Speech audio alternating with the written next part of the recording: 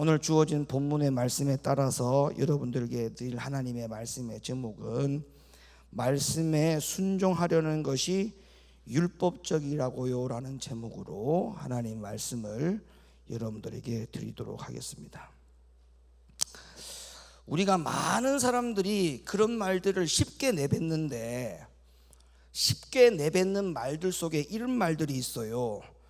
하나님의 말씀은 다 지키지 않아도 된다, 또는 순종을 다 하지 않아도 된다. 그런데 하나님의 말씀을 다 지킬 필요도 없고 순종을 다 하지 않아도 괜찮다라고 하는 그 근거가 뭐냐라고 물어보면 이렇게 말합니다. 하나님의 은혜가 있기 때문에 괜찮다, 이렇게 이야기합니다. 제가 오늘 일부 예배 때도 그렇게 말씀을 드렸습니다만은 성경에 그런 말이 있는지 없는지를 먼저 확인하는 게 더 중요하고, 확인한 결과 성경에 그런 말이 없으면 우리의 생각을 빨리 버려야 돼요. 아멘입니까? 우리의 생각을 빨리 내려놔야 돼요. 그게 성경에서 확인해 본 결과 그거는 내 생각이지 하나님이 그렇다라고 말씀하신 것이 아니다.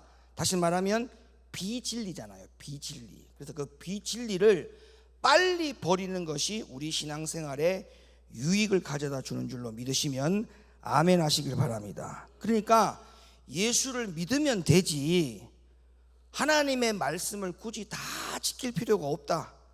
그러면서 어떻게 이야기를 하냐면, 교회 다니면서 예수 믿으면서 하나님의 계명을 막 다 지키려고 애를 쓰는 사람을 보면 어떨 때는 저 사람이 너무 율법적이 아닌가, 이렇게 이야기를 하는 거예요.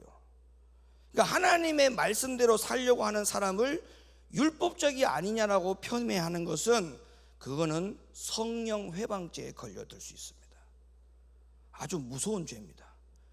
그래서 성경은 우리에게, 주님은 분명히 말씀하기를 네가 나를 사랑하느냐 라는 그 질문에 예 주님 사랑합니다 라고 대답을 했더니 성경에서 주님이 뭐라고 기록을 해놨냐면 네가 나를 사랑하면 내 계명을 지켜라, 이렇게 얘기했어요.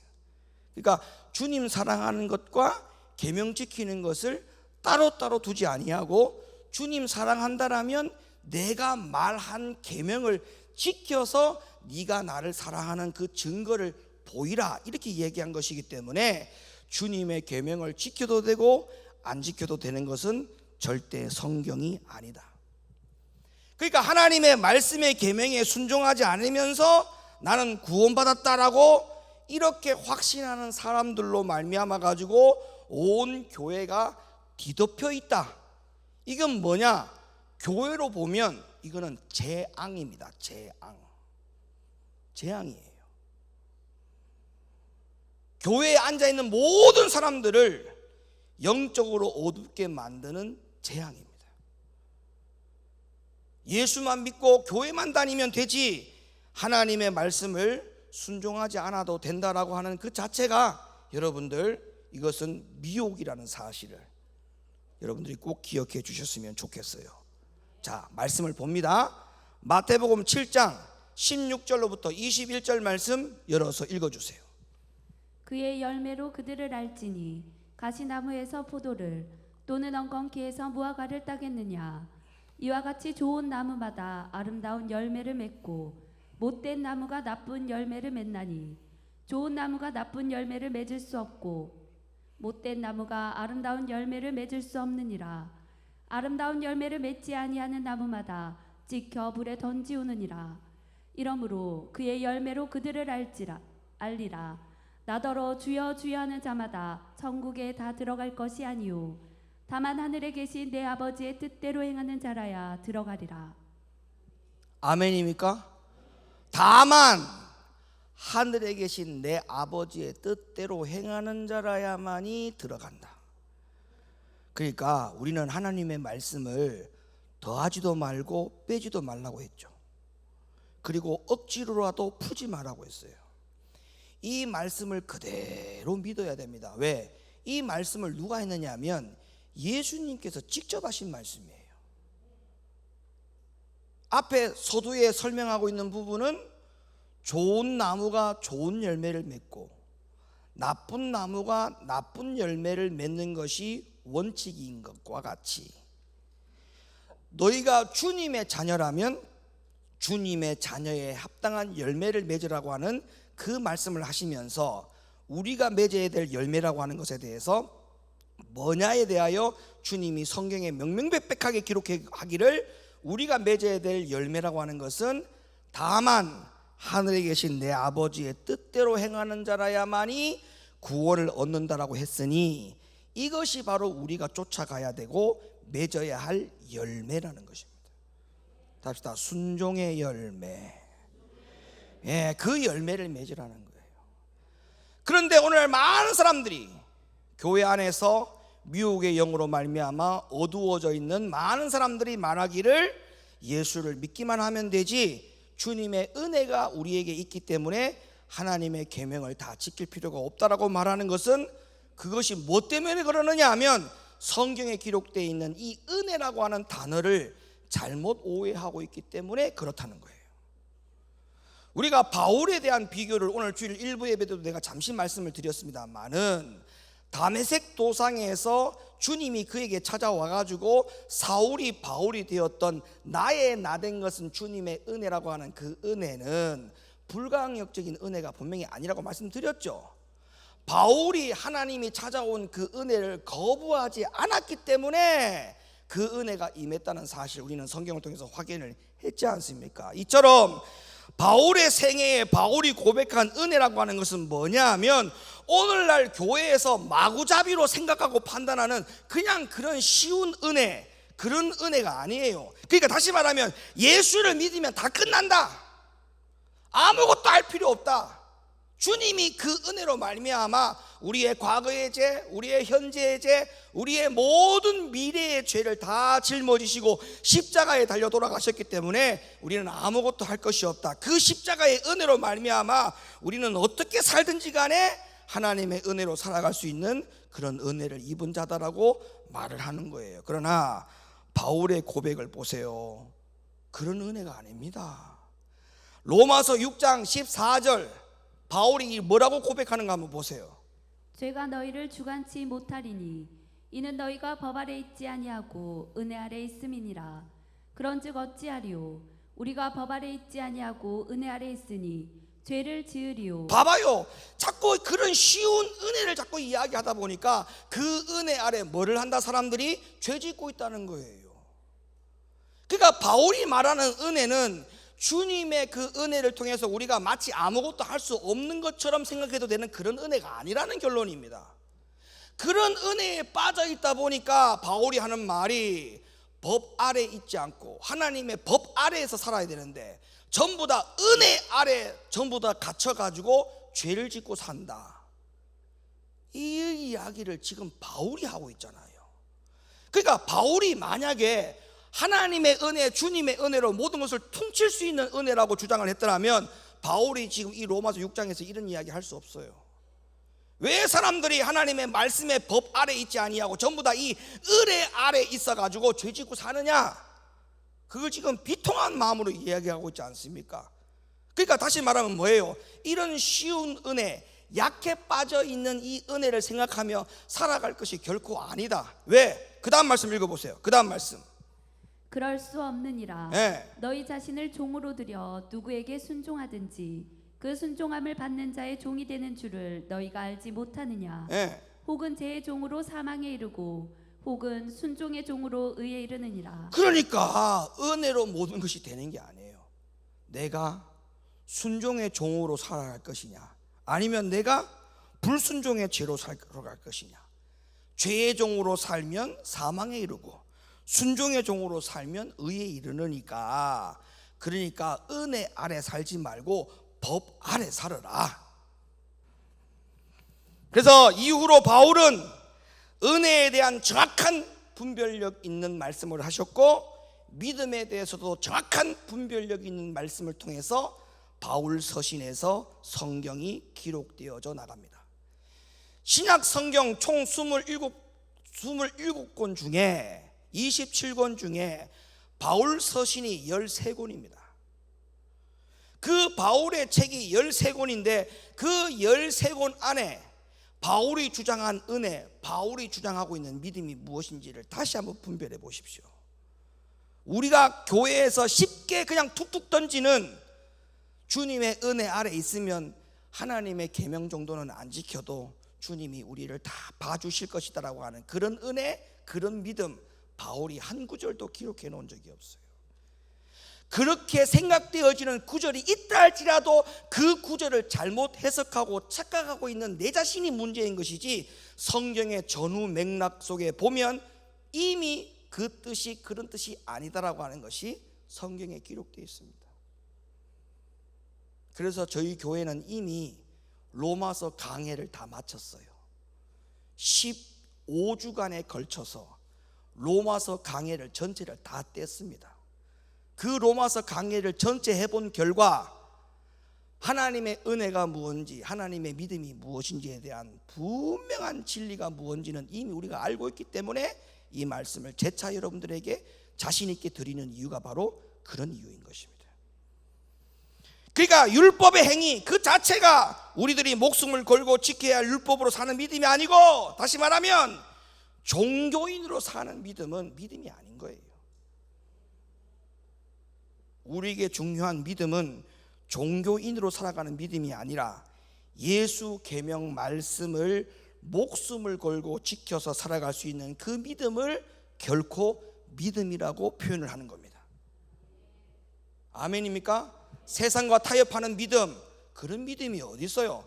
동성애를 받아들이는 믿음, 그런 믿음은 성경에 없어요. 자살을 해도 괜찮다는 믿음, 성경에는 그런 믿음이 없어요. 다시 말하면 죄와 함께 섞여서 우리에게 가르쳐주는 믿음은 없다고요.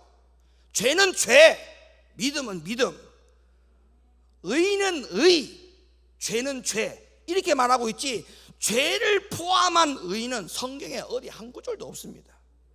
그러니까 불순종해도 천국 간다, 자살을 해도 천국 간다, 동성애를 해도 천국 간다, 다시 말하면 죄를 같이 가지고도 하나님 나라 들어간다, 이런 말씀은 성경에 없어요. 없어요. 그러니까 종교인으로 살면서 구원받을 수 있다, 이것도 죄와 함께 의를 다루는 부분이기 때문에 그런 복음은 절대 있을 수 없다.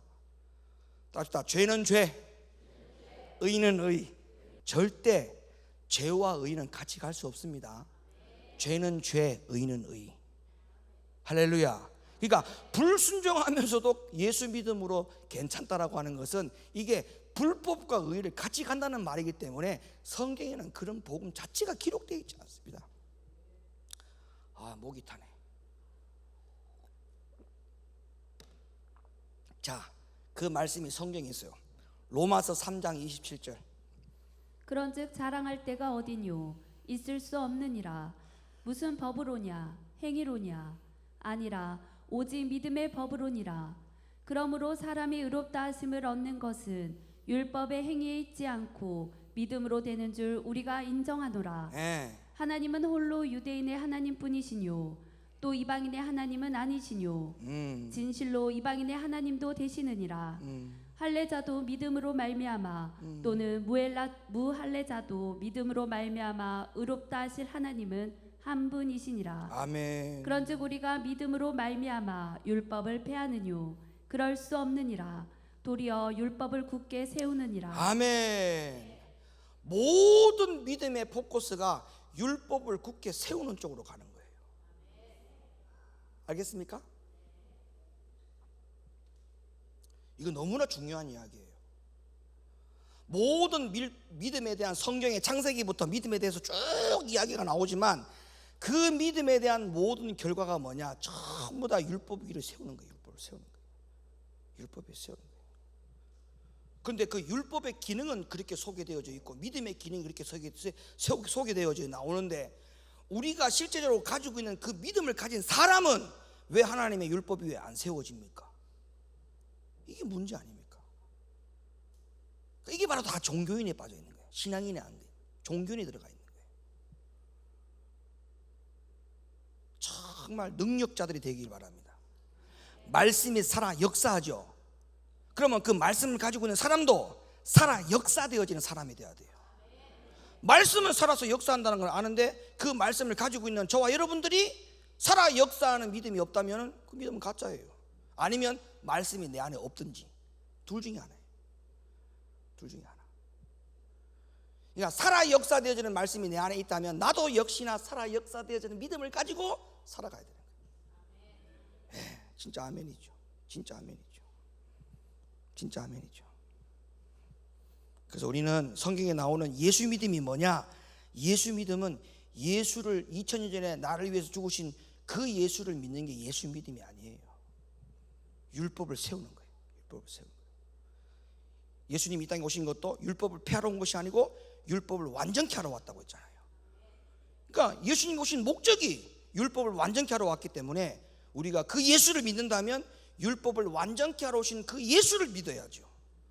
동정녀머리에 나시고 3일 죽으시고 3일 만에 부활하시고 부활승천하시고 그 예수님이 다시 오신답니다.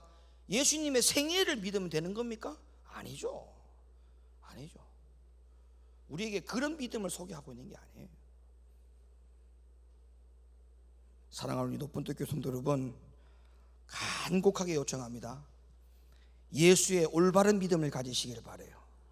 예수의 올바른 믿음. 내가 예수 믿음을 가지고 나면 이제부터 내가 사는 것이 내가 사는 게 아니고 내가 사나 죽으나 주를 위해서 살고 주를 위해서 죽겠다라고 하는 그 믿음이 종교인의 믿음을 가지고는 죽었다 깨라도 그 믿음 안 가집니다. 그런 고백이 될 수 없어요. 진짜 예수 믿음을 가진 자에게만 그런 고백이 될 수 있어요. 바울처럼 죽으나 사나 주를 위한 것이다. 무엇을 먹어도 무엇을 입어도 먹고 마심의 모든 목적이 다 주의 영광을 위해서. 할렐루야. 저는 초등학교 때부터 중학교 고등학교 때까지 화장실에서 밥을 먹었어요. 재래식 화장실에서. 그 재래식 화장실에서 밥을 먹을 때마다 항상 찬양하면서 먹었던 기억이 납니다. 여러분 재래식 화장실에서 도시락 까먹어 봐요. 반찬 투정할 수 있는지. 예? 아무거나 잘 먹잖아. 제가 아무거나. 예? 여러분 우리가 환난 가운데에 고난 가운데 연단 가운데에 주님이 얼마나 귀한 걸 알 수 있습니다. 맞죠? 주님이 얼마나 귀한 거를. 그러니까 신앙생활의 믿음이 자기 믿음이 예수 믿음이 귀한 것을 알려면요 고난과 환난 가운데 다시 말하면 말씀을 지키려고 부단히 노력하고 싸워봐야 믿음이 얼마나 중요한지 알아요. 말씀을 지키려고 싸워보지 않은 사람은 그 믿음이 중요한지를 몰라. 그러니까 어린아이의 믿음을 가지고도 끝까지 가는 거예요. 그거는 마치 뭐냐 20대의 부부가 결혼생활에 한날의 즐거움을 가지고 70, 80을 살겠다고 하는 것과 똑같은 거예요. 그거 정말 못 삽니다 여러분. 20대에 결혼한 날 행복한 날 그 하루 갖고 어떻게 7, 80을 견딥니까? 결혼하고 나서도 애 갖고 기쁘고 애를 놓고 난 다음에도 기쁘고 부부생활이 계속 기쁨의 연속이 되어야 부부생활이 가는 거 아닙니까? 마찬가지예요. 주님과의 나와의 관계도 마찬가지야. 아니 20년 전에 30년 전에 예수 믿은 그 기쁨 하나 가지고 버틴다? 안 돼요. 그럼 어떻게 돼야 돼요? 믿음으로 싸워야 돼요. 이 말씀 들은 것 같고 이렇게 살았더니 하나님 이렇게 복을 주네, 이렇게 하나님께서 길을 열어주시네.